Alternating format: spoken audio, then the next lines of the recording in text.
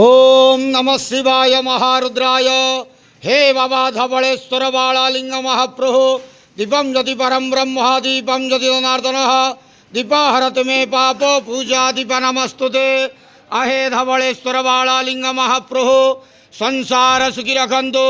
आज शुभ शनिवार रे समस्त श्रद्धालु भक्त मान को आशीर्वाद करंतु, मनस्कामना पूर्ण करंतु, कर्म क्षेत्रोन्नति करंतु, ग्रहरिष्ट खंडन करंतु, जगतर मंगल करंतु, विश्वर कल्याण करंतु, आपणकर नाम विख्यात करंतु, सेवकर डाक श्रवण करंतु, समस्त गुआवसा भक्त मानकर मनस्कामना पूर्ण करंतु। बाबा धवलेश्वराय बालालिंगाय नमो नमः। संसार सुखी रखंतु, आनंद के वार। हरि बोलो। आज शुभ शनिवार रे समस्त श्रद्धालु भक्त मान को आशीर्वाद करंतु, आनंद के वार। हरि बोलो। महाप्रभु धवलेश्वराय बालालिंगाय नमो नमः।